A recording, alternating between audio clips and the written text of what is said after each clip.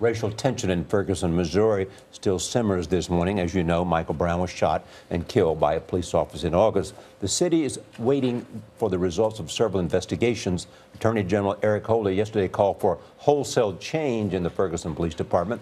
Republican strategist and CBS News contributor Frank Luntz brought together 17 people to talk about race relations in America. It's one of the most emotional issues, and it's very difficult to have a conversation without that passion coming through. But we're fortunate to have a diverse group of people here, and I need to ask you, are race relations in America getting better or getting worse? Worse. And I blame Obama for doing it. So you go right to politics. Right to politics. Right to politics. Because we have a president who's made everything political. Our race relations in this country have to do with us and our separatism as people and not working together to build those gaps. I think the media and politicians on purpose inflame the issue of race relations. Yes. You guys agree with that? I agree. We live common, decent lives. And once in a while, a Ferguson accident happens and media blow it out of proportion, portray it as an assault of one race on another, and inflame people, make them angry, make them agitated. Say that again. Ferguson happens in every city, every day, across the board. Black, white, Hispanic, Indian, whatever. I went to school in Ferguson, Florissant at the time, in the 70s. Guess what happened? There weren't that many blacks there. But over time, more and more blacks came, and it was like a resistance. And at the time, they were known for just harassing and kind of beating blacks. But now what happened, that a step further, an unarmed kid getting killed, I don't think it's acceptable. Can I ask you a question? Yes. Use the word black rather than African American. I'll be candid with you also. Sure. We're trying to be careful. That's right. To use the right terminology. But you said black. Why did you say? When you guys make the term. You say you guys make the term. I like the You, term but black. I'm just saying the powers that be. I do too. We're not a box of crayons. African American people are people who come to America from Africa. Charlize Theron is African American. Francois Botha, the boxer, he's African American. I've never been to Africa in my life. I am a black American woman. Why do we keep coming up with all these? We've been from color to Negro to African American. Why can't we just be comfortable being black? That's who we are. By show of hands, who believes America's more integrated today than it was 20 years ago? Who thinks it's more segregated today? So more people say segregated. What gives you that impression? I think it's just somewhat discrete in various areas, but I still think it is a huge problem.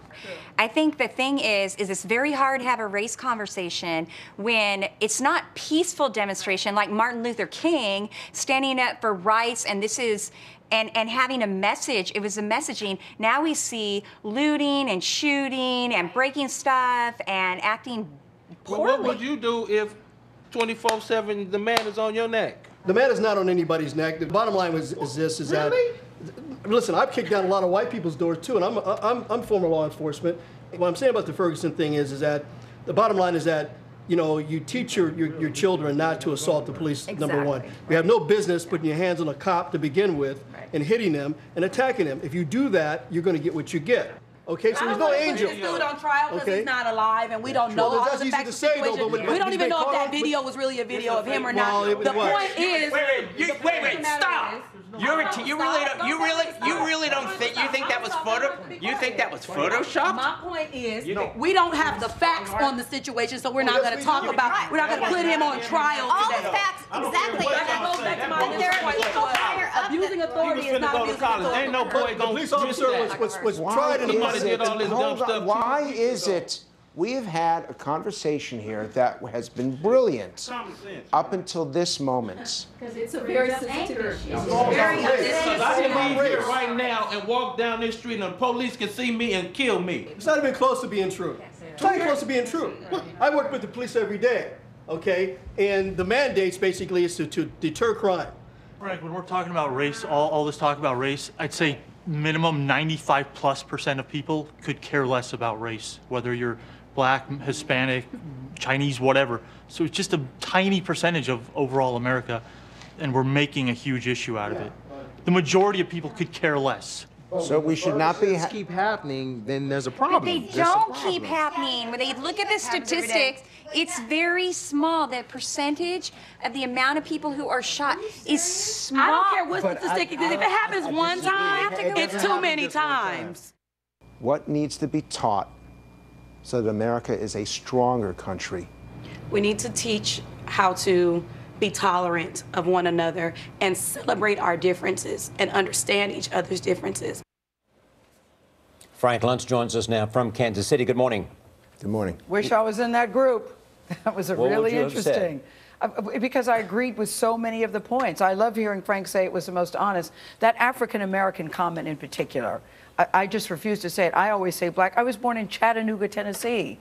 So I really identified with that girl. Gail and I were reading the research this morning, and Gail said to me, what's AA mean? And in the AA communities. She said, what's the AA community? I said, African American. And she goes, I've never heard that before, referred to as the AA. So here's white Nora O'Donnell saying to black Gail King, it AA stands for means African American. It was an interesting moment. Yeah. But Frank, why was this the most honest group that you've ever had? It was very interesting.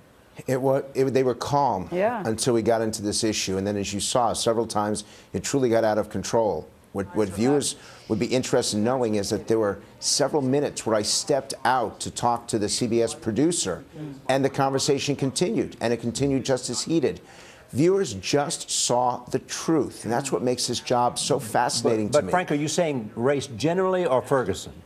I'm saying race generally, that there's something that's happening under the surface, and while they went to politics, they didn't go to elections. They simply went to the people who were in charge, and the feeling is that instead of trying to solve the problem, Charlie, they're just making it worse.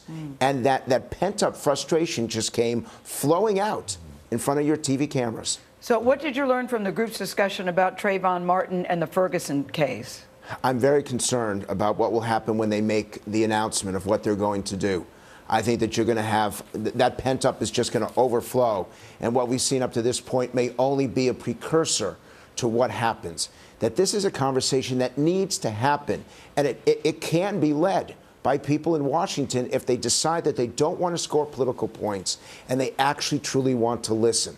I was one of those people who thought that race was only important to 5% of the population.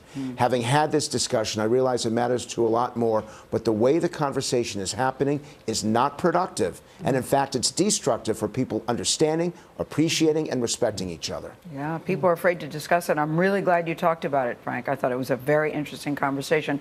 That group was in LA. We can't help but notice you're in Kansas City. What you doing there, Mr. Luntz? Well, I've got the ticket right here. I was actually in Iowa yesterday morning, in Kansas yesterday afternoon, talking politics, but yesterday evening, I was right here at Game 7, and to my happiness, it was the 8th final World Series game that I've seen in my lifetime, and it was a good one.